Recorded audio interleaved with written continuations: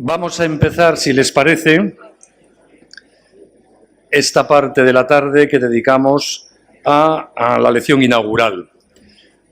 Como ustedes saben por el programa y por la evidencia física de verle en la mesa, corresponde dictarnos esta lección a Alberto Ruiz Gallardón, respecto al cual no voy a cometer la osadía de intentar presentárselo, porque en España y en Madrid todos lo conocemos de sobra.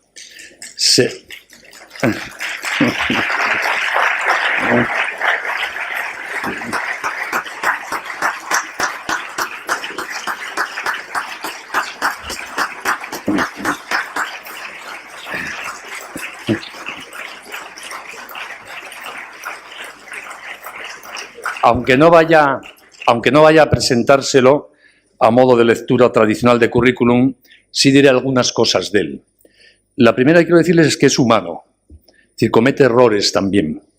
Pero en su caso, y mirando la trayectoria de su vida pública, hay por lo menos dos grandes aciertos que tapan o convierten en poquita cosa por lo menos sus errores. El primero es su familia, y lo resalto porque vamos a hablar de la familia. Sé que para Alberto es muy importante. Su mujer, sus hijos, son parte esencial de todo su proceso personal y de lo que determina también sus posturas públicas. Por lo tanto, cuando nos hable ahora de la familia, y yo no sé lo que va a decir, no me lo ha adelantado, sabe de qué habla, porque lo vive en primera persona. Y en segundo lugar, que la defensa que ha hecho del derecho a la vida durante estos últimos años y con especial intensidad el último año en España, creo que en un balance claro serviría para tapar cualquier otro error que haya podido cometer. Porque ha hecho un gran favor a nuestro país, no ya solo defendiendo un proyecto de ley en materia de defensa de la vida y de la maternidad, sino implicándose con una hondura de razonamiento y con una pasión personal en la defensa de la vida y de la mujer embarazada que le honran profundamente. Haya pasado lo que haya pasado con la ley, que no es culpa suya evidentemente, esa pedagogía pública que ha hecho de forma reiterada en las dos cámaras, en el Congreso y en el Senado y en todo tipo de foros y medios de comunicación, ya es una aportación de mucha relevancia a la defensa de la vida en nuestra sociedad. Porque la defensa de la familia y la vida, que son lo mismo, porque la razón de ser de la eficacia pública de la familia es que da vida, y la vida nace del contexto familiar, por lo menos desde el punto de vista ecológico, natural. La defensa de la familia y la vida que ha hecho tiene en nuestro momento cultural como tres grandes frentes, y de los tres se va a ocupar este congreso. El primero de ellos es la vida misma. Es decir, defender la familia es cuidar la propia familia para empezar. Aquí no valen teorías, la vida es algo profundamente humano, pragmático, vital. Y por lo tanto se empieza defendiendo la familia, cuidando y mimando a la propia familia. En segundo lugar, entrando en la batalla de las ideas. Hoy día el gran problema para hacer familia es que están de moda ideologías profundamente antifamiliares, empezando por esa conocida como ideología de género. Y por lo tanto la defensa de la familia hoy día debe entrar también al trapo de esos debates ideológicos de las antropologías pesimistas, hijas del peor irracionalismo de la modernidad, que no logran entender qué es familia y que intentan confundir a muchos de nuestros conciudadanos sobre qué es familia. Y por desgracia lo consiguen en el caso de algunos. Y el tercer frente de defensa de la vida es la política. La política, que tiene que ser una apuesta por el bien común, no puede ser indiferente a esa entidad básica de la sociedad que es la familia. Y por eso es muy razonable, dado lo mucho que la familia aporta a la sociedad, que la sociedad a través de las políticas públicas y las leyes mire con cariño a la familia, la proteja, la promocione. Alberto ha estado implicado en los tres frentes, como les decía. Está implicado en su familia, ha estado implicado en uno de los debates más importantes, como es la defensa de la vida en los últimos tiempos en España, y ha entrado al trapo de los planteamientos, no ideológicos, pero sí de ideas de fondo que llevan a defender la vida con coherencia. Por eso yo creo que merece, y aprovechando que es su primera comparecencia pública desde que dejó de ser ministro, que yo le diga por lo menos un gracias de lo más sincero y convencido. Gracias, Alberto, por lo que has hecho durante estos años en defensa de la vida y de la maternidad. No.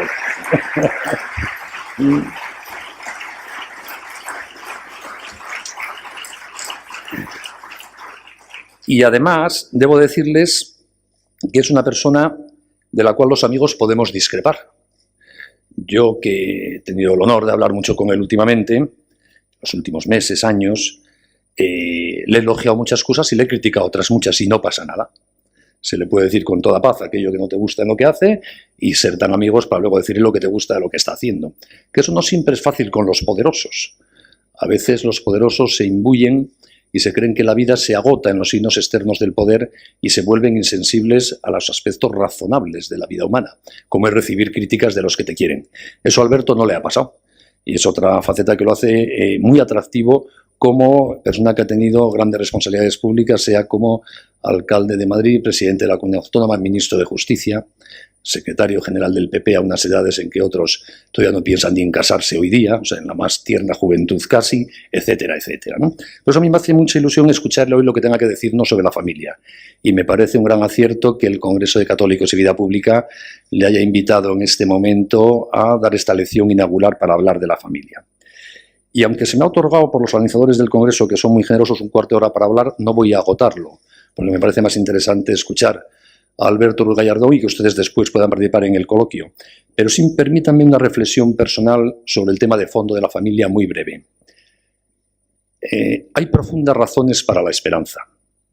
Lo ha dicho don Fidel en su intervención, pero la familia hoy día está tan de moda como siempre lo ha estado a lo largo de la historia. Vivimos en familia la mayor parte de las personas. Fracasan en intentar hacer familia muchos, como siempre ha pasado. En materia de sexualidad no hay nada nuevo bajo el sol desde la época de las cavernas, lo mismo de siempre. Por lo tanto, todo está como siempre, no pasa nada. Lo que pasa es que tenemos que afrontar el problema singular de nuestra época para hacer familia, que es el no conocimiento o reconocimiento mejor de la identidad de la familia por muchos de nuestros contemporáneos, que ya no saben ver qué significa un chico con una chica y la posibilidad de ser papá y mamá, que confunden el amor con la sexualidad y la sexualidad con la genitalidad, que le tienen miedo a la vida, que no logran entender que no se puede resolver un problema social matando a un niño. Esas cosas que pasan hoy día y que son el problema para hacer familia de aquellos que lo intentan con la misma ilusión de siempre, pero a veces por no tener claras las ideas no logran aclararse sobre cómo llevar adelante la gestión de su relación conyugal o la paternidad y la maternidad.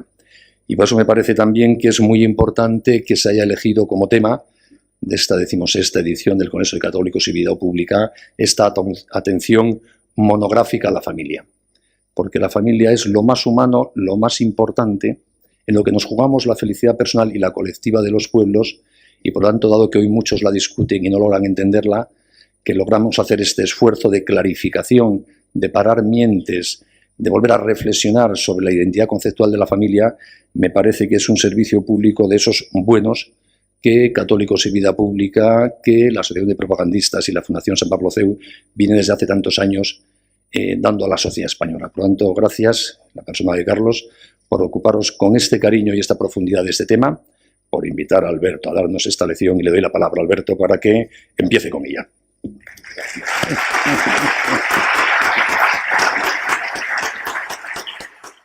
Quiero comenzar mis palabras dando las gracias. Cuando tomé la decisión de dimitir como ministro de Justicia del Gobierno de España, una de las decisiones que acompañaron a la misma era apartarme de la vida pública. Por esa razón, desde aquella fecha no he comparecido ante los medios de comunicación. He intentado que los periódicos, las radios, las televisiones entendiesen mis razones, y he pensado que era mejor entrar en un momento de reflexión y que incluso mi propio silencio podía contribuir a esa reflexión. Alguna excepción, como me recordaba antes Benigno Blanco Habido, presentando el libro de un buen amigo con un compromiso que era de carácter previo y que quiso mantener después de que perdiese la condición de ministro. Pero cuando el presidente de la Asociación Católica de Propagandísticas y de la Fundación Universitaria San Pablo CEU, don Carlos Romero, me llamó y me invitó a compartir con ustedes unas reflexiones que, como decía en su muy generosa presentación Benigno, han constituido probablemente la parte más importante, no del último tramo de mi dedicación a la política después de 8 años al frente de la comunidad, de 9 al frente del Ayuntamiento de Madrid, sino aquello que marca, y marca ya para siempre, la razón de ser de un compromiso, ni supe, ni quise, ni pude decir que no. Y esa es la razón por la que hoy quiero agradecerle al presidente su invitación, agradecer la presencia de don Fidel Herranz, a quien todos ustedes valoran en sus justos términos como consiliario nacional de la Asociación Nacional de Propagandistas, pero que yo le tengo muy cercano como obispo auxiliar de Madrid, y en mi más profundo agradecimiento por cómo me ha ayudado, cómo me ha acompañado, cómo me ha entendido y cómo me ha perdonado a lo largo de todos estos años. Al director del Congreso, al vicepresidente, a todas las autoridades que se encuentran aquí, permítame que todas las resuma en el alcalde José María Álvarez del Manzano, porque yo pienso que aunque hemos sido muchos antes y después, el alcalde de Madrid es José María Álvarez del Manzano, por excelencia.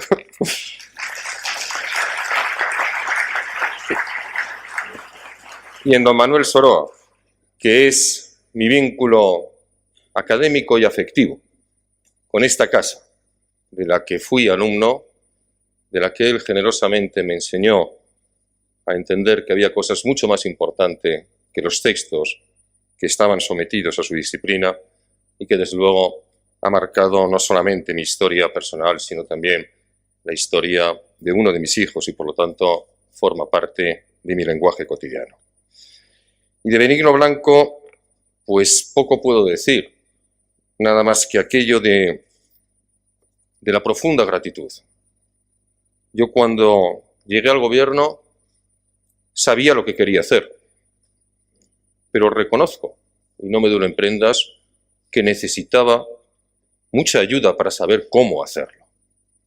Yo sabía, porque lo había hecho siempre, que defender el derecho a la vida tenía que ser la marca sobre la cual construyésemos no solamente un nuevo discurso de una nueva legislatura, sino de un nuevo tiempo y un nuevo pensamiento, y desde el cual fuéramos capaces de vencer esa pretendida superioridad moral de la izquierda que tanto ha acomplejado al pensamiento de este país. Y recurrí a Benigno Blanco. Y fue Benigno quien me ayudó con su generosidad, con su tiempo, con su esfuerzo, con su entusiasmo, quien me acompañó en los momentos más difíciles y quien, cuando al final las cosas terminaron, como todos ustedes saben que han terminado, tiene la infinita generosidad de decir, como hoy ha dicho y no es la primera vez, que el debate, que la lucha, que el esfuerzo, al margen de los resultados, ha merecido la pena. Y yo por eso, querido Benigno, estoy profundamente agradecido. Y me invitan ustedes a que comparta unas reflexiones sobre la familia. Lo voy a hacer, pero le pedí también al presidente que mi intervención fuera, quizá evocando lo que ha sido toda mi vida política, poco más que la provocación de un debate, de un coloquio, de la posibilidad de compartir y contestar aquellas cuestiones, preguntas que los asistentes a este congreso pudiesen plantear. Pero sí quiero aprovechar la ocasión para trasladarles algunas preocupaciones, algunas dudas, algunas incertidumbres, algunas certezas, algunas convicciones y, desde luego, algunas esperanzas. Lo primero que quizá deberíamos de hacer, huyendo de ese nominalismo que tanto ha preocupado a Benigno en toda su reflexión histórica, es saber de qué estamos hablando. Cuando hablamos de familia, ¿qué es la familia? ¿Y qué significa la familia para la sociedad, para nuestra historia? ¿Y qué significa muy especialmente para la sociedad actual, que es la que desde la vida pública o privada tenemos que gestionar estas generaciones? Levi Strauss hablaba de la unión socialmente aprobada entre un hombre, una mujer y sus hijos como un fenómeno universal presente en todos y cada uno de los tipos de sociedad. Esta afirmación del antropólogo francés yo creo que es verdaderamente motivadora de una reflexión.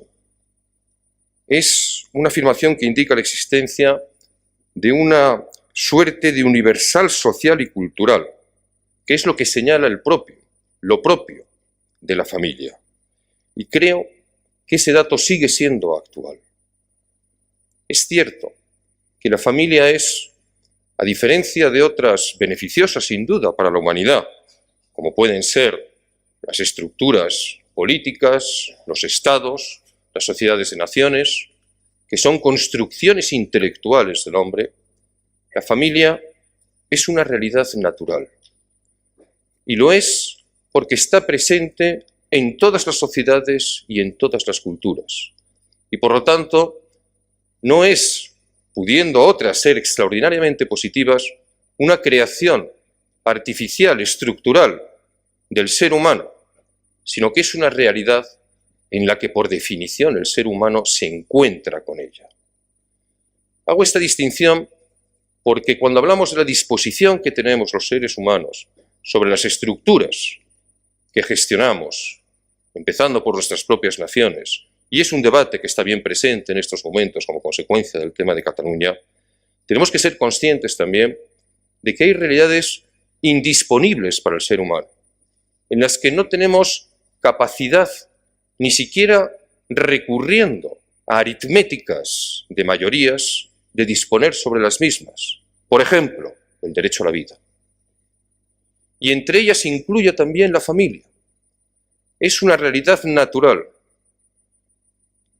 no preexistente, sino capaz de generar la realidad de la existencia del ser humano, y a la que, por tanto, no solamente debemos de apoyar como consecuencia de la conveniencia y el beneficio y el retorno, que sin duda, y en este congreso se hablará mucho sobre ello, tiene para la propia sociedad, sino por una obligación de derecho natural.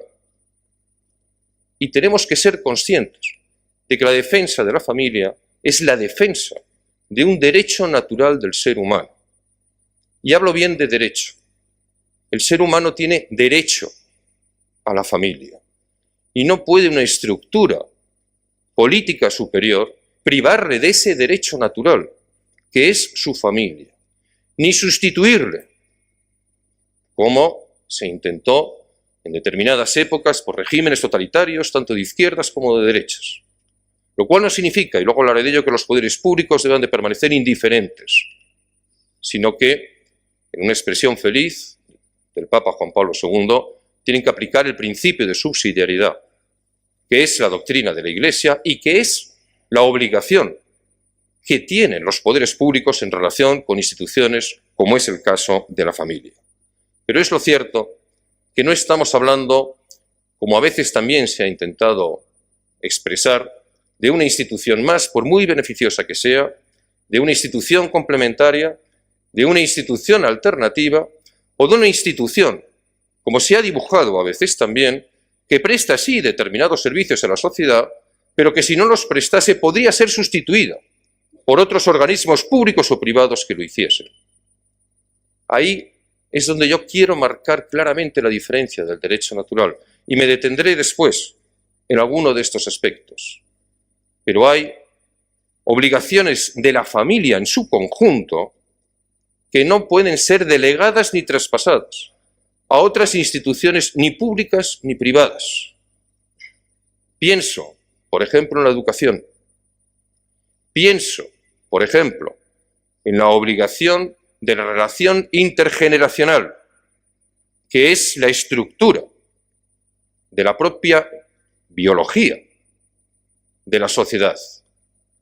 Creo que si abordamos la concepción de la familia, insisto, no como algo que felizmente el ser humano a lo largo de su evolución ha sido capaz de construir y articular en su propio beneficio, sino como una realidad natural, que para los creyentes deriva directamente de la voluntad de Dios, pero que para los no creyentes tienen que constatar que no es obra artificial de la creación del ser humano.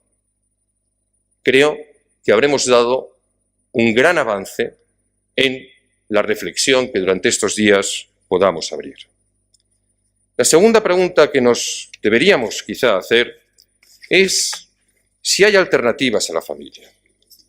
Se habla de crisis, sin duda ninguna La mayor parte de las palabras que vamos a escuchar durante estos días serán de preocupación, serán de alarma, serán de angustia como consecuencia de las enormes dificultades de todo tipo que sufre la familia en este siglo XXI, no ex novo, porque derivan, no sé si desde el siglo XIV, según la tesis de Benigno Blanco, pero sí, desde luego, de los últimos 150, 200 años de una forma muy importante. Pero tenemos que saber que la familia, y me gustaría empezar por lo que fuese la frase final de mi intervención, es felizmente indestructible. Y tenemos que estar convencidos de eso, para no flaquear en el apoyo de todo tipo que tenemos que hacer.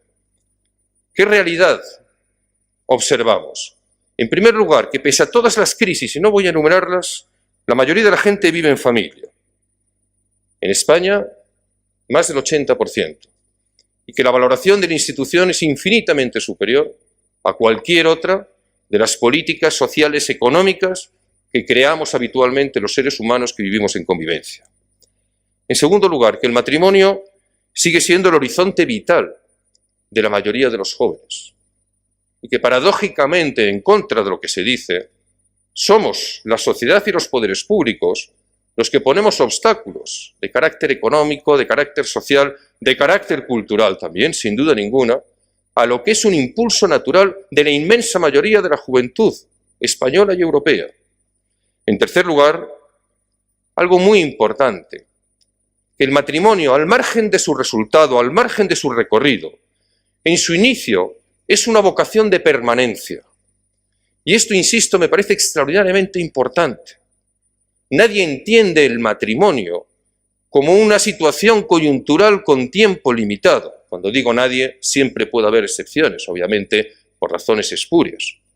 Luego la vida nos lleva a cada uno donde nos puede llevar. Pero el hecho de que en ese acto constitutivo de la familia, que es el matrimonio, haya una vocación de permanencia, haya una vocación de llevar hasta el final, hasta el para siempre, esa relación es en sí mismo enormemente fortalecedor de la institución familiar. Otra realidad.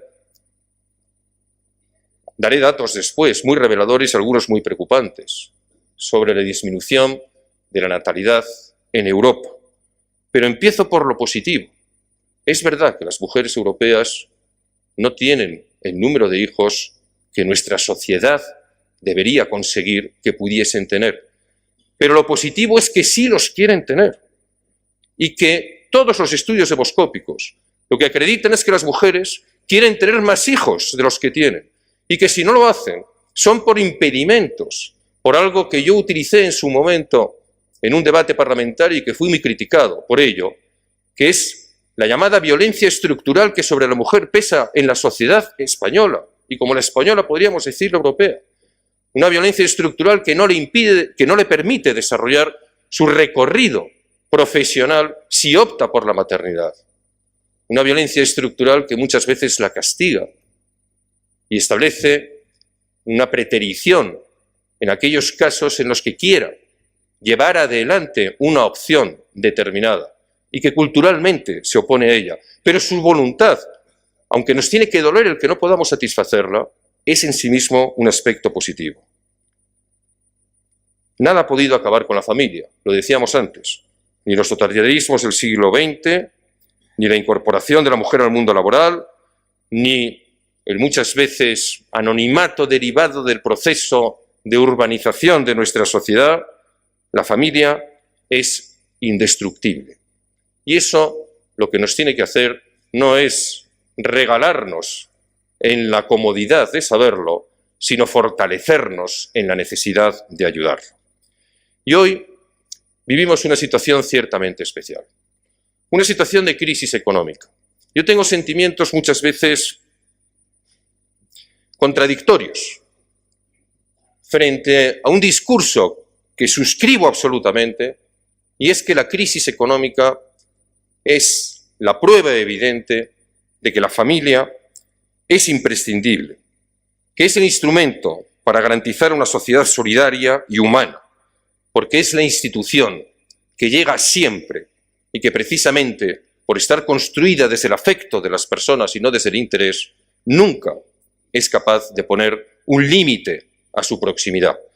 Pero creo que no debemos de ninguna de las formas tampoco refugiarnos única y exclusivamente en ese concepto de que la familia es el garante de las ineficiencias de las administraciones públicas en momentos de dificultad.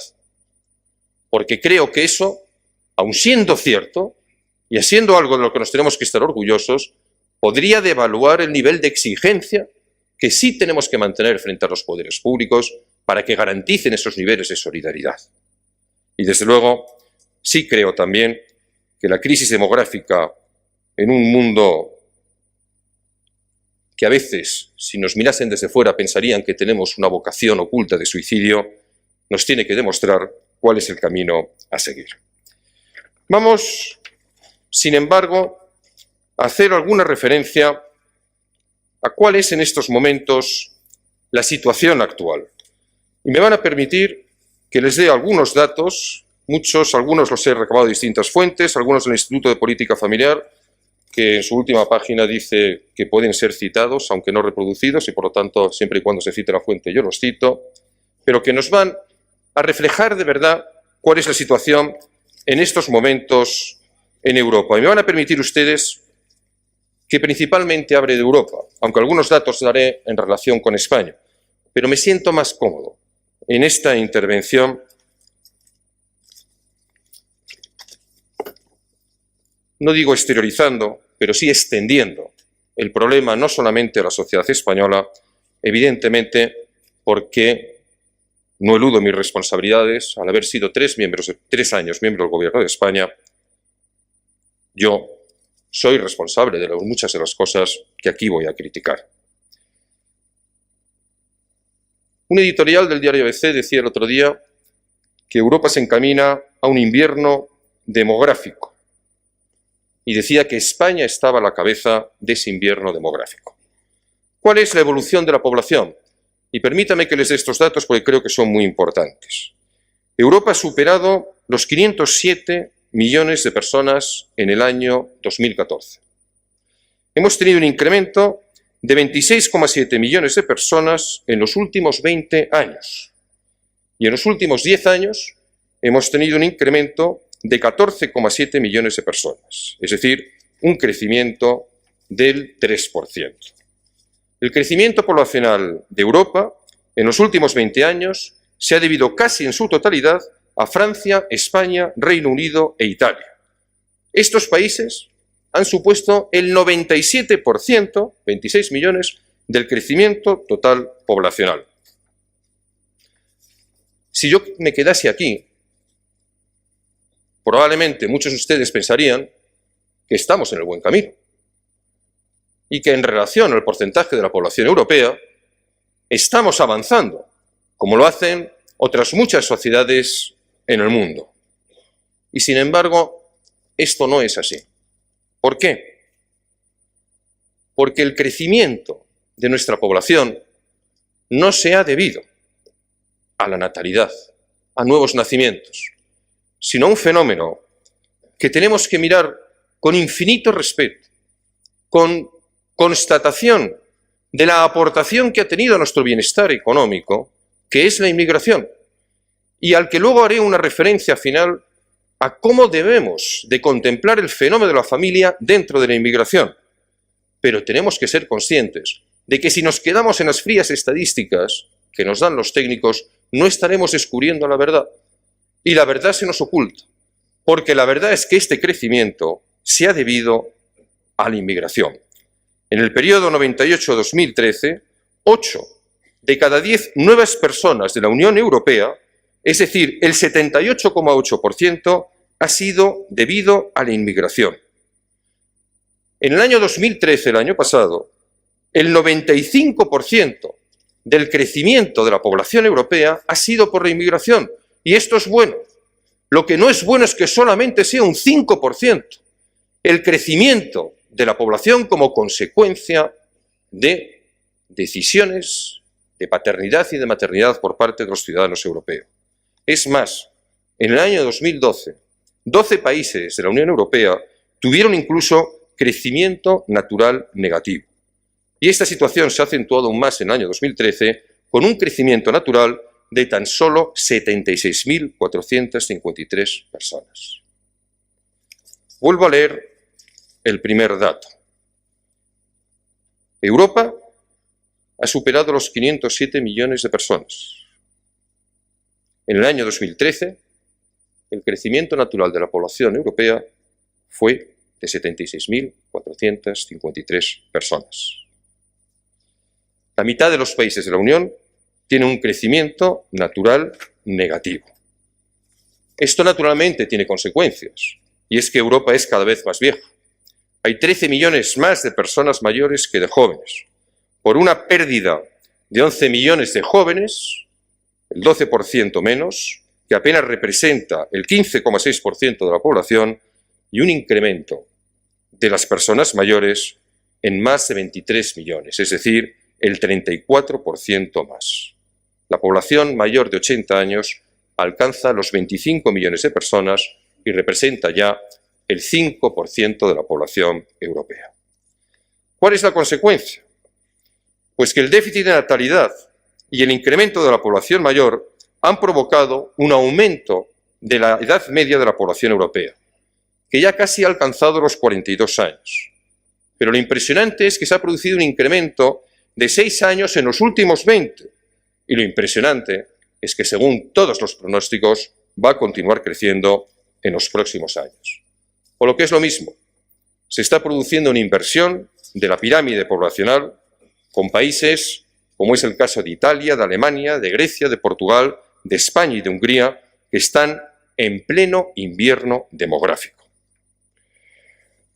De seguir esta tendencia, las consecuencias de lo que antes llamaba, citando el editorial del periódico, las consecuencias del invierno demográfico, serán sencillamente catastróficas. Y estas realidades probablemente no son políticamente correctas manifestarlas, pero creo que si no las conocemos, no nos daremos cuenta de que no estamos ante una opción mejor que otra, sino que estamos en defensa de la familia ante la única opción que permite el siglo XXI. Voy a darles unos datos también acerca de la evolución de la natalidad. Anualmente nacen casi 1 millón de niños menos que hace 25 años. Apenas se superan los 5 millones de nacimientos anuales, y esto supone una reducción del 15% con respecto a 1988. Y esto, insisto, a pesar del aumento de la población. Y por supuesto, y tenemos que agradecérselo, la concentración de la natalidad está fundamentalmente en la población inmigrante, especialmente en la población inmigrante que proviene de los países hispanoamericanos. Europa tiene un índice de fecundidad muy bajo, 1,5 hijos por mujer. España todavía más bajo, 1,32. El nivel de reemplazo generacional es el 2,1. Y estamos por debajo del nivel de reemplazo generacional. Insisto, a pesar de ese repunte leve que debemos a la inmigración. Todos los países de la Unión Europea están por debajo del nivel de reemplazo generacional, con países como Portugal con el 1,28, Polonia con el 1,31, Polonia con el 1,31, España con el 1,32. Estamos en una situación de natalidad crítica y hay que definirlo así. Además de eso, cada vez se tienen hijos más tarde, se han superado ya los 30 años, se ha retrasado en 3 años la edad media de maternidad en los últimos años y España, con una edad media de maternidad de 31,6 años, tenemos ese lamentable privilegio de ser el país de la Unión Europea donde se tienen los hijos más tardes. Y el aborto.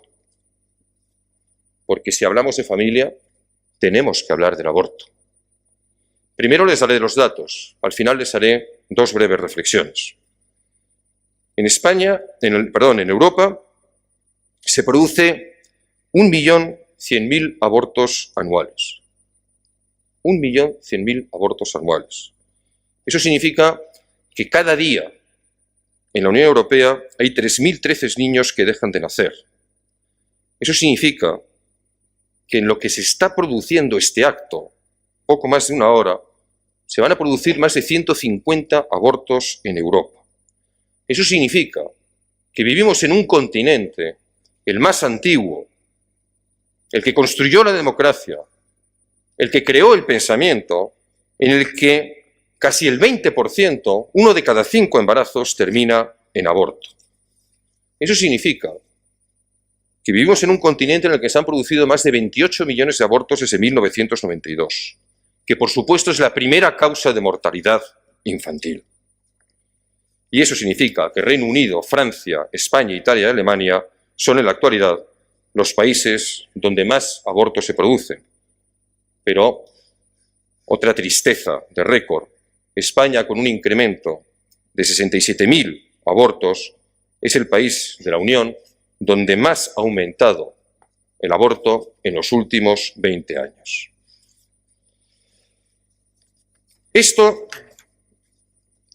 nos tiene que llevar, a mi juicio, a una reflexión, vistos los problemas, de cuáles pueden ser las soluciones. Y hemos hablado de la familia, y he utilizado la definición de Levi-Strauss para intentar situar cuál puede ser la realidad. Y por eso, permítame que haga un breve recorrido también sobre la evolución de los matrimonios dentro de la Unión Europea. Tenemos una caída vertiginosa de la nupcialidad en Europa. Se producen casi 1 millón de matrimonios anuales menos que en 1980, que apenas alcanza los 2,2 millones de matrimonios anuales, a pesar, insisto, del aumento de población. Se producen diariamente 370 matrimonios menos que en 1980. Es decir, que desde el 80 hemos perdido un 30%.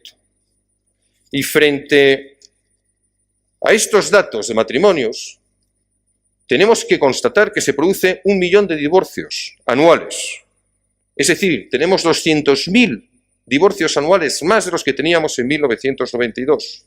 Y eso a pesar de que el número de matrimonios ha descendido. Desde ese año se han producido casi 20 millones de divorcios desde el año 1992. Y también, otra vez más, España es el país de la Unión donde más ha crecido la ruptura familiar, un 226% en 20 años. Otro dato que nos debe de dar tristeza y preocupación: 4 de cada 10 matrimonios se rompen antes de cumplir 10 años de matrimonio, lo que indudablemente produce inestabilidad y una inestabilidad muy preocupante en las familias. Y cada vez son menos los matrimonios que duran más de 20 años. Al día de hoy no llegan ni al 30% del total. En resumen, por cada 2 matrimonios que se producen en Europa, se rompe 1. Si esta es la realidad a la que nos enfrentamos, si esto significa que se está produciendo una inversión de la pirámide de población, que ya hay más personas mayores que jóvenes, que de seguir esta tendencia las consecuencias del llamado invierno demográfico serían catastróficas, que el descenso de la natalidad, que es profundamente deficitaria a pesar de la inyección de natalidad que significa la presencia de migrantes en nuestros países, que el aborto agrava el déficit de natalidad, trae como consecuencia que se está produciendo un vaciamiento de nuestros hogares y que eso supone muchas veces un crecimiento de la ruptura familiar que se convierte en uno de los principales problemas de las sociedades actuales.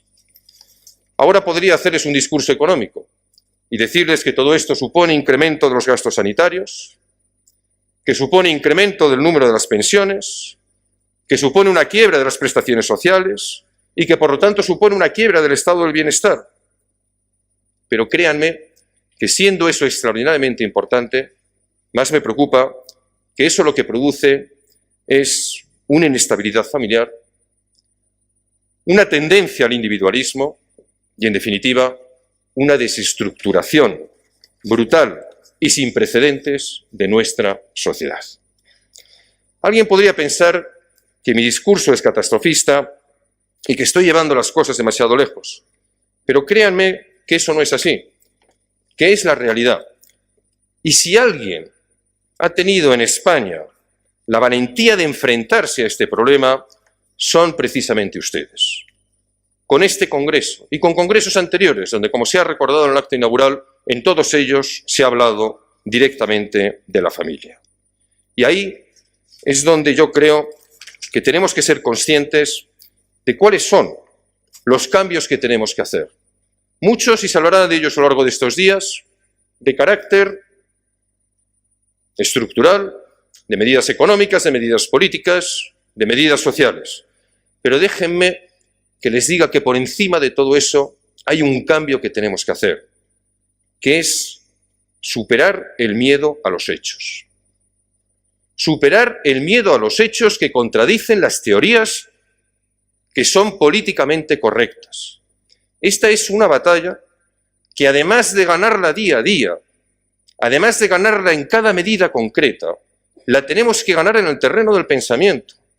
Y ahí es donde tenemos la principal dificultad, porque nos enfrentamos a una sociedad que ha asumido como propios algunas teorías que están profundamente contradichas por la realidad, por los hechos cotidianos, y que por lo tanto no podemos asumir de ninguna de las maneras como propias.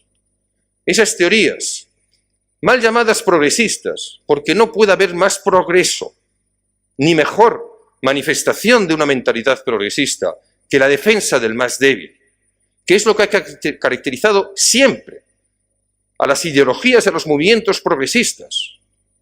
Defender al esclavo frente al dueño, defender al trabajador frente al patrono, defender a la mujer frente al hombre, que se quebró en el mismo momento en el que el también mal llamado feminismo introdujo la idea de que cuando se producía un conflicto entre el más débil de todos, que es el no nacido, y la mujer, su madre, tenía que primar el derecho directamente de la mujer. Pero esas teorías son las que en estos momentos nos están doblando nuestra voluntad.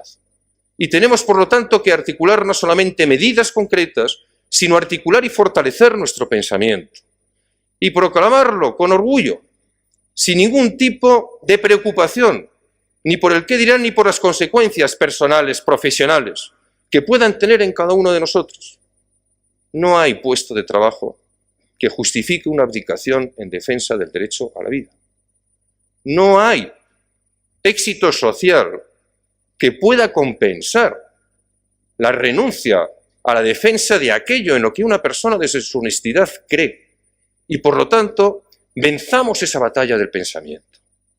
Y déjenme que solamente, antes de ponerme a disposición de todos ustedes, me detenga en algunos aspectos que a mí me parecen extraordinariamente importantes en relación con el motivo del Congreso. El primero, ya hablaba de ellos, el tema de la educación. No podía dejar de hablar de él estando además en esta institución que además es mi universidad. He tenido, para preparar estas reflexiones, muy presente, extraordinariamente presente, un documento que me parece sencillamente una joya, que es una serie de reflexiones que publicó en la prensa de Milán con motivo en el año 2012 del 7º Encuentro Mundial de las Familias, el cardenal Angelo Scola. Están escritas con sencillez. Son 10 reflexiones, todas vinculadas directamente con la familia. Y están escritas para todos, por supuesto sin ningún dogmatismo y sin ningún intento de establecer juicios maniqueos, antes al contrario, con el intento siempre de convocatoria. Y él, en una de estas reflexiones, en la segunda concretamente, habla de la educación y dice que la familia, de hecho, se enfrenta cada día a situaciones de riesgo que exigen poner sobre la mesa todos sus valores y recursos personales y relacionales. Pero estos no están fácilmente disponibles dentro del contexto social fragmentado en el que estas familias viven. El riesgo se presenta tal vez bajo la forma de desafío, unido a menudo a la necesidad de conciliar familia y trabajo que obliga a los progenitores a inventar continuamente nuevas soluciones sensatas y sostenibles en la gestión de su tiempo. Siendo, dice el cardenal, sobre todo conscientes de que los niños son siempre hijos, es decir, generados, y que el nexo de sus padres, los generadores, así como los vínculos familiares e intergeneracionales, son, por lo tanto, originarios y constitutivos. ¿Qué significa todo eso? La necesidad de confirmar urgentemente la misión educativa de la familia, que es su esencia, porque la familia da vida, pero no da solamente vida biológica, tiene que dar vida plenamente humana. Y la vida humana en su plenitud no se consuma con el nacimiento, sino que es necesario que vaya acompañado de un proceso educativo del que no podemos abdicar las familias. Uno de los intentos de los estados totalitarios ha sido precisamente sustraer a las familias ese derecho a la educación, asumirlo por parte del Estado. Y eso, con lo que significa también, y alguna referencia haré después, a la desaparición de la compasión en su expresión más literaria, en relación con los mayores, con los frágiles, con los débiles, con las personas que sufren algún tipo de discapacidad, es probablemente uno de los motivos de deshumanización más importantes que hemos tenido en las últimas décadas. Pues bien, la familia no puede abdicar de su obligación educativa, ni a favor de poderes públicos, ni siquiera a favor de instituciones privadas que podamos sufragar como consecuencia de nuestros recursos económicos. Y esto no se limita a una fase determinada de la vida, ni siquiera a la fase educativa de los hijos, sino que tiene que permanecer y continuar absolutamente. Ahora, con la misma sinceridad que decimos esto, habremos de decir también que la familia no se le puede dejar sola, que desde luego su valor educativo primario urge que esté acompañado por otros actores con los que se tiene que conformar una alianza entre familia, entre escuela, entre grupos de comunidades que puedan actuar conjuntamente con, vuelvo a citar a San Juan Pablo II, con ese principio de subsidiariedad. Son papeles distintos, pero es un objetivo absolutamente compartido. Segundo punto que me gustaría citar es el de la conciliación de la vida familiar y laboral. Y soy consciente de que este será objeto también de tratamiento a lo largo de este Congreso. Me gustaría también darles algunos datos estadísticos que nos pueden ayudar a situar la realidad. En primer lugar, la flexibilidad de los horarios de trabajo es todavía muy insuficiente en España y en Europa. 7 de cada 10 europeos tienen un horario totalmente definido por la empresa. Es decir, menos de 3 trabajadores en España y en Europa tienen algún tipo de flexibilidad laboral. Y dentro de las flexibilidades laborales predomina el horario con un número de horas fijas.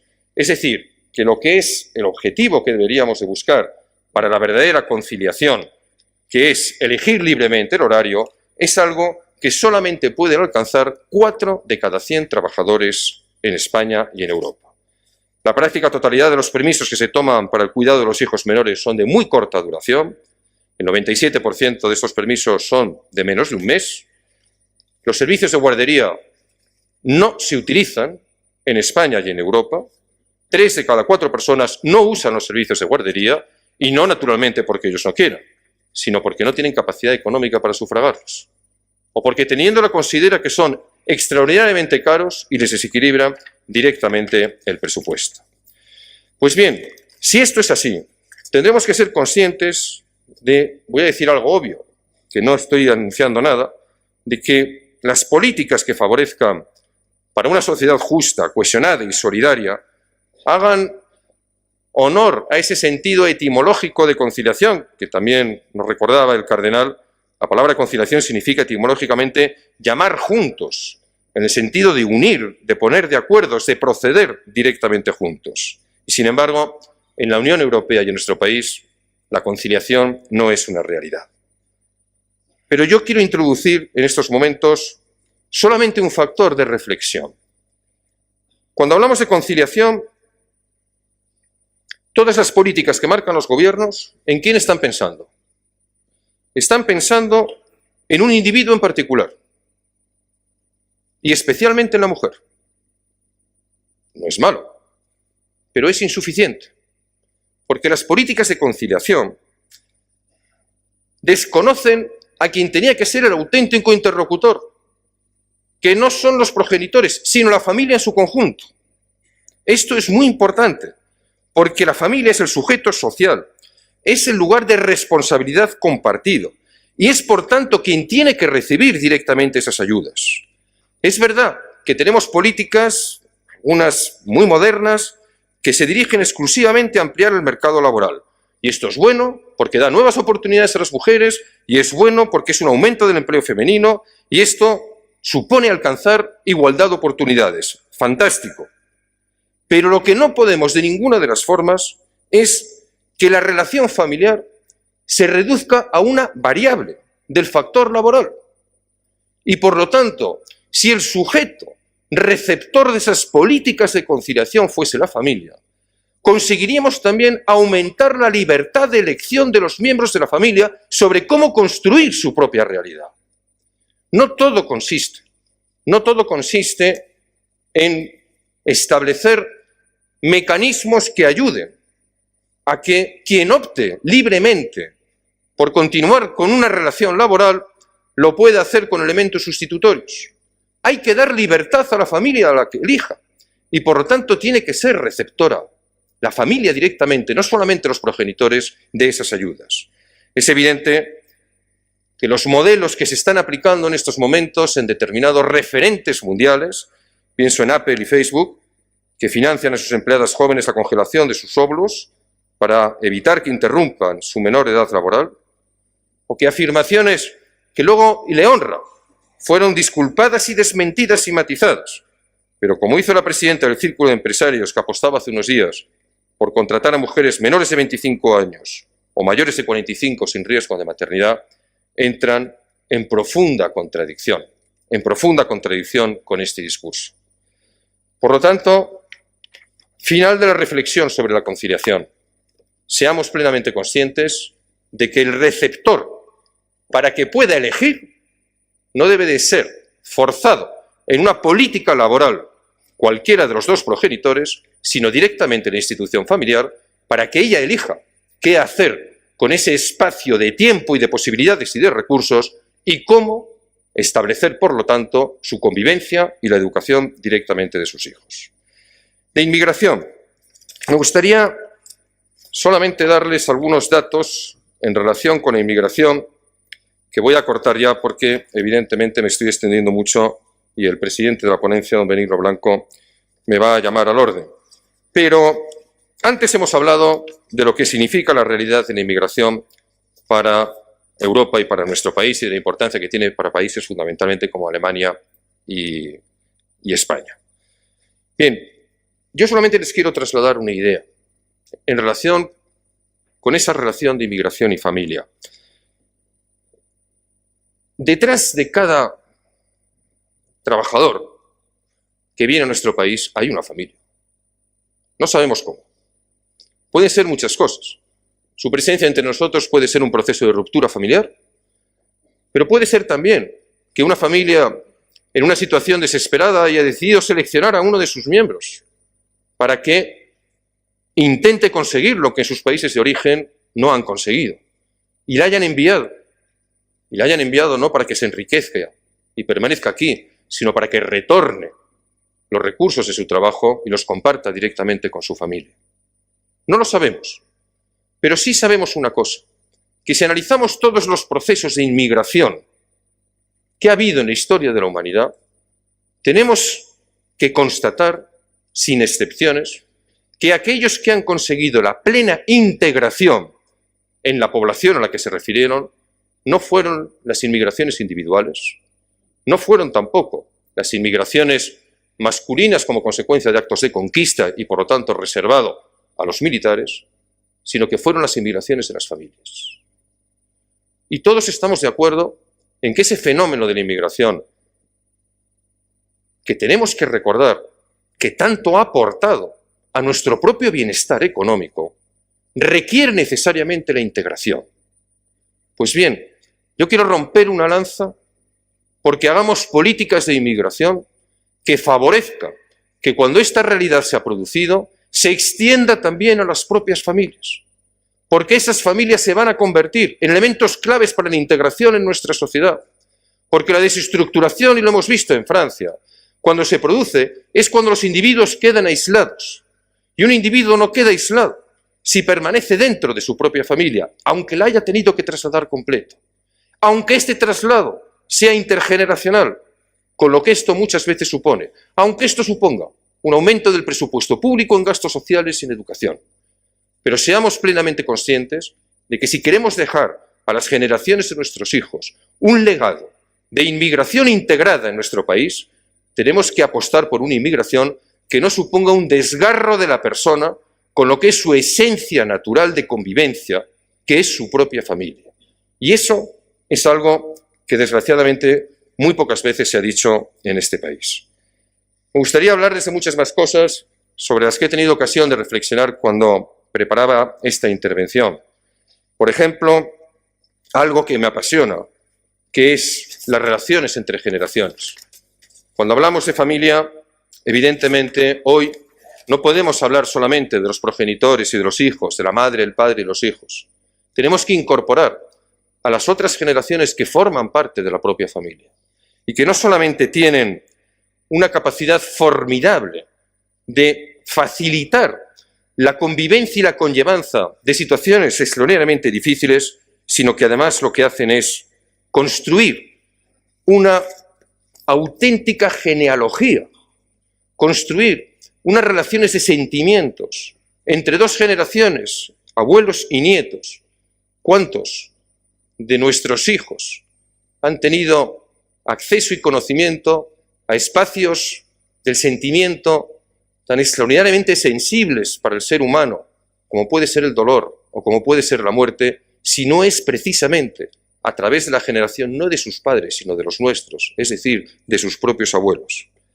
¿Cómo podríamos pensar que la construcción de la identidad personal de nuestros hijos podría completarse si no hubiese existido la presencia de aquellos que, habiéndonoslo dado a nosotros, han sido capaces de sostener esa transmisión, que es mucho más que la transmisión de conocimiento, que es la propia transmisión del sentimiento? Otra frase de Juan Pablo II: en la biología de cada hombre está inscrita su genealogía. Creo que este es un aporte absolutamente imprescindible. Podría hablarle de muchas más cosas, de la familia como unidad productiva, lo que significa para la economía española, pero he visto que hay gente mucho más preparada que yo para hacerla en este congreso, y podría hablarles incluso de algunas de las intenciones no consumadas que tuve en el Ministerio, como es una revisión de la legislación hereditaria en España, en el sentido de entender que aquello que una generación tiene que dejar a la otra no es tanto el patrimonio el día que te mueras, como la posibilidad de compartir esa construcción de capital a lo largo de toda la vida.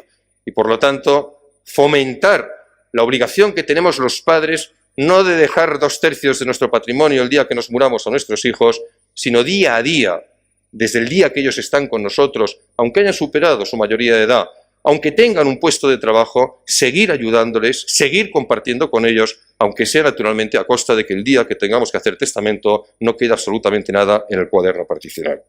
Pero les he dicho, y estas son de verdad mis últimas palabras, que yo no podía irme de aquí sin decirles algunas palabras sobre el aborto.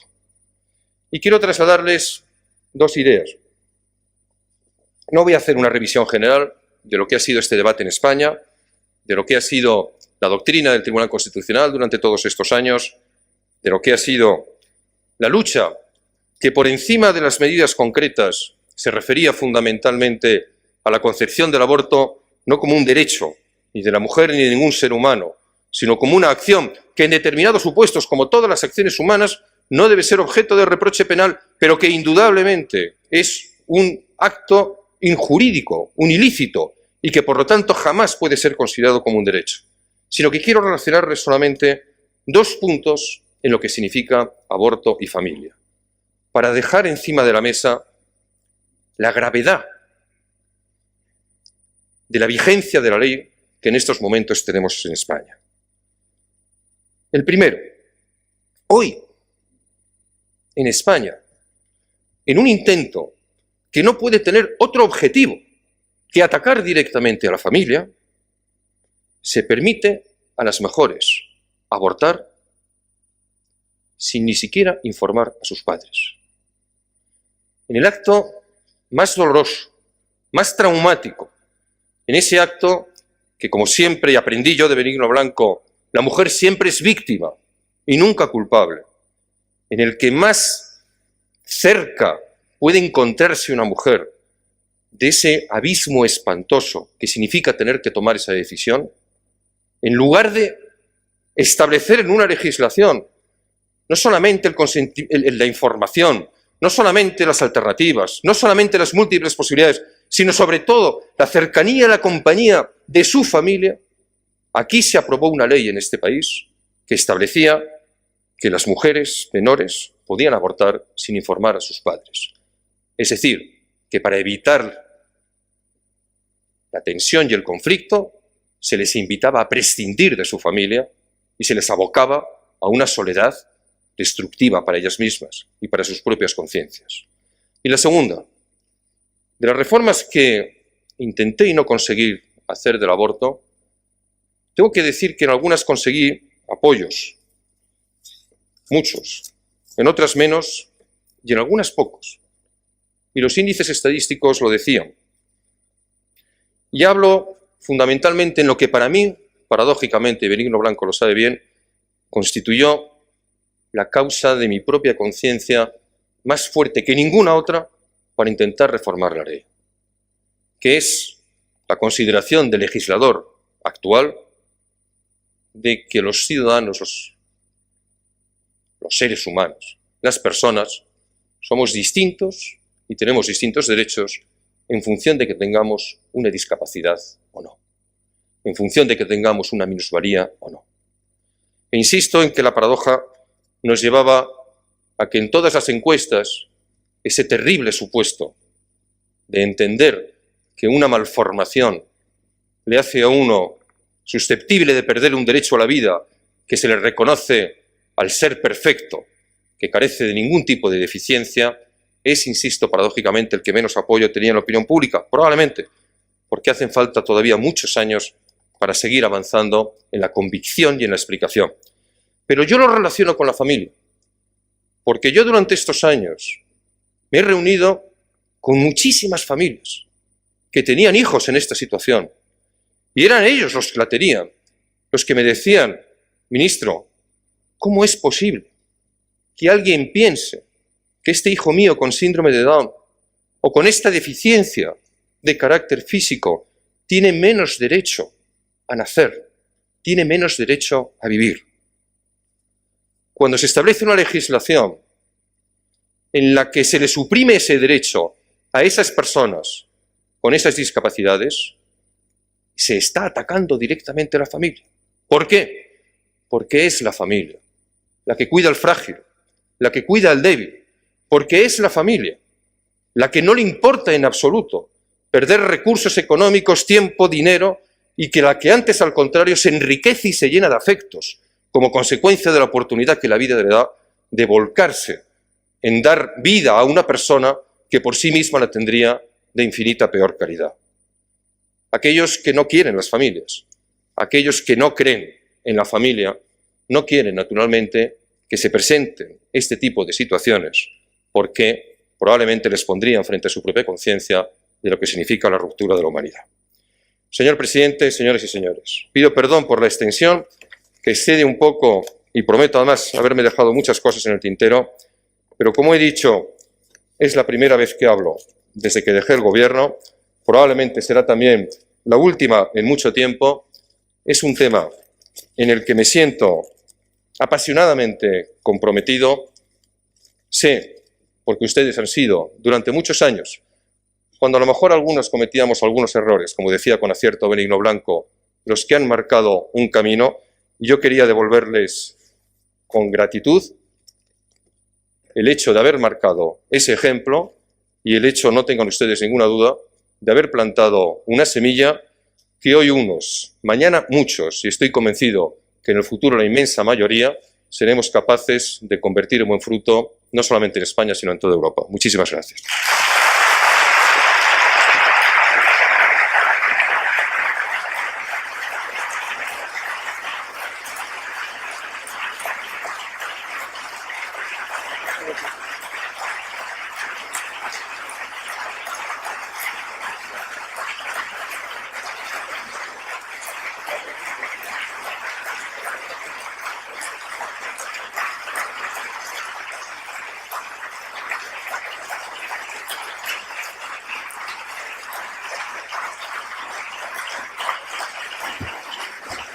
Aunque sería de justicia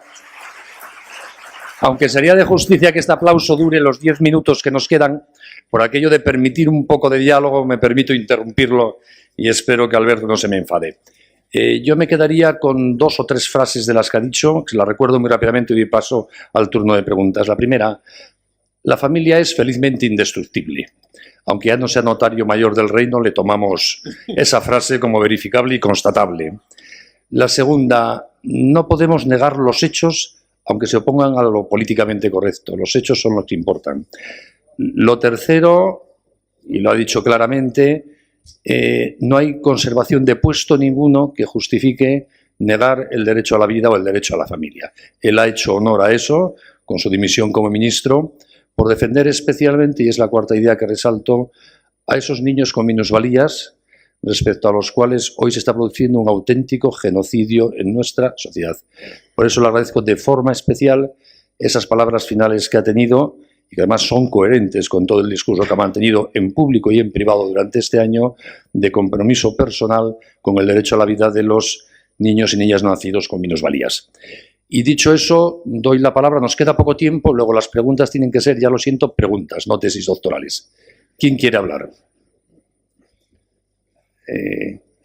Allí veo una. Un segundo. Adelante.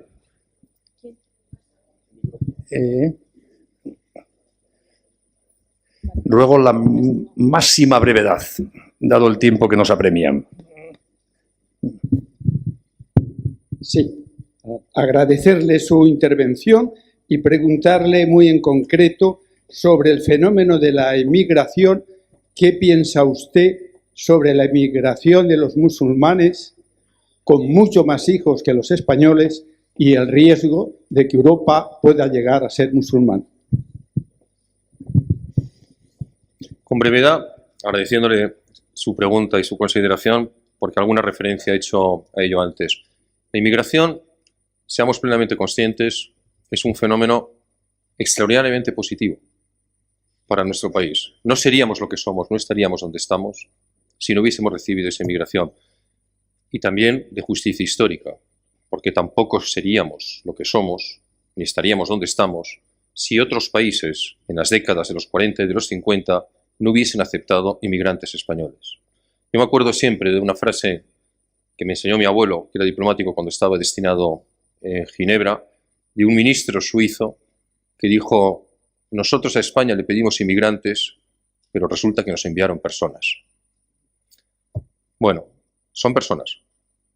Y como tales, lo que tenemos que hacer es ser conscientes de que el objetivo de todas las políticas tiene que ser la integración. El respeto a la cultura, a la religión, en estos casos, puede ser un factor muy potente, sin duda ninguna. Pero insisto en la idea que antes decía. La integración se consigue de una forma mucho más efectiva si quien se incorpora a la sociedad de acogida no es un individuo aislado, sino que es un componente de una familia con todo su entorno. La inmensa mayoría de los inmigrantes en España son de origen hispanoamericano, con lo cual comparten no solamente nuestra lengua y nuestra cultura, sino también nuestra religión, pero incluso para toda la inmigración que no tiene estos parámetros, mi propuesta rotunda es siempre abrir, una vez que el migrante está en España, abrir ese espacio directamente a su familia para buscar la integración. Otra pregunta, que el señor de allí, que se nos puso de pie. Sí.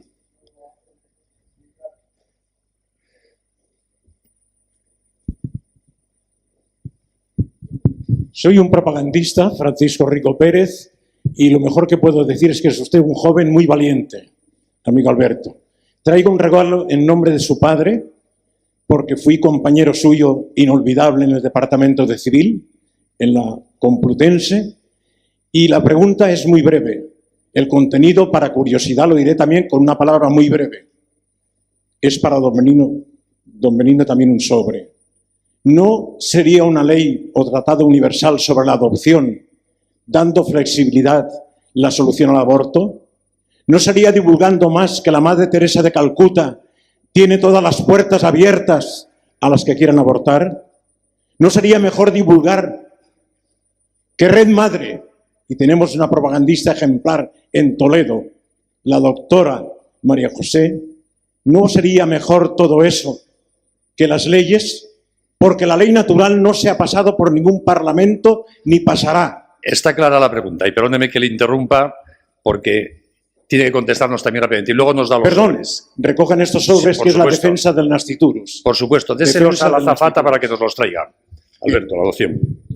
Lo recogeré y con agradecimiento, y sobre todo con agradecimiento a la memoria de mi padre, que supongo que sería en la cátedra de García Valdecasas, que es donde él era profesor de Derecho Civil. Y solamente entrar en contradicción con alguna cosa. Dice usted que soy un joven valiente. Le agradezco lo de valiente, lo de joven ya no. Esto ya me temo que no. Pero le voy a contestar a su pregunta. Su pregunta está cargada de lógica. La realidad no es así. La realidad es que esta cultura en la que el aborto se ha pretendido implantar como un derecho, lo que ha introducido en la mentalidad de una parte, desgraciadamente, muy importante de los jóvenes españoles y europeos, es que el aborto es un método anticonceptivo. Y se utiliza como método anticonceptivo. Esto es así de brutal, pero es así. Y esa es la razón, porque son precisamente esos gobiernos o esos pensamientos los que favorecen esa concepción del aborto como derecho, los que no se caracterizan especialmente por políticas de información, por políticas de educación sexual, ni muchísimo menos. Lo que usted dice está cargado de razón. Es obvio que si a una mujer se le plantea una situación, ya no digo de imposibilidad, me conformo con la dificultad de llevar adelante el cuidado y la educación de su hijo, el que se le ofrezca, el que otra familia deseosa de eso, que va a tener un cariño, me atrevo a decir, que incrementado como consecuencia de que esa adopción es fruto de la voluntad directamente, debería de optar directamente por ese procedimiento. Es muy difícil explicar la condición humana. Y es muy difícil explicar a una mujer, el que, ya no digo el sacrificio, que para mí no lo es, pero que el único esfuerzo que se le pide no es el convivir permanentemente el resto de su vida con lo que eso puede suponer, sino sencillamente respetar la ley natural que conlleva a un nacimiento, sabiendo que va a haber amor, afecto, cuidado y por lo tanto futuro para esa persona, y que pese a eso opta directamente por el aborto. Tiene usted razón en el planteamiento. Desgraciadamente, y yo no sería honesto si le dijera la verdad, esa no es la mentalidad de una parte muy importante de las mujeres que abortan en Europa. Yo sé que mucha más gente querría preguntar, pero se ha acabado el tiempo y voy a hacerle yo la última, no como personal, sino porque me ha llegado por escrito de uno de ustedes. Y dado que ha llegado a la mesa, creo que debo formularla. ¿Qué influencia cree que en la decisión de retirar el anteproyecto de ley del aborto han tenido los intereses económicos de las clínicas abortistas que se imponen a cualquier modificación, por pequeña que sea, de la legislación vigente? Pues mira, Benigno, y mire la pregunta que ha hecho esa pregunta la persona que lo ha hecho. No tengo ese dato para poder contestarlo con exactitud, porque a mí las razones que se me dieron para la retirada del aborto, lógicamente, no se esgrimió. Sí sé, y esto es importante que lo sepamos, que hay un grupo organizado, que ese grupo organizado ha trabajado en defensa de sus intereses, que eso lo hemos podido ver en los medios de comunicación, pero yo quiero terminar contestando esta pregunta y con ello mi intervención diciendo y entiéndanme ustedes la expresión, la digo con todo el respeto a la casa donde me encuentro, que me da igual. Que me da igual. No me importa que haya sido porque lo ha promovido un lobby económico, no me importa que haya sido porque alguien haya podido pensar que es un beneficio electoral, es lo de menos. Lo demás es que no hay ninguno, ni un solo de los motivos que pudiésemos imaginar que en una contraposición al deber moral de cualquier ser humano de defender la vida de sus semejantes se pudiese anteponer. Y por lo tanto, sea este o sea cualquier otro, y le pido a don Carlos perdón por la expresión, lo único que me da es asco. No me importa.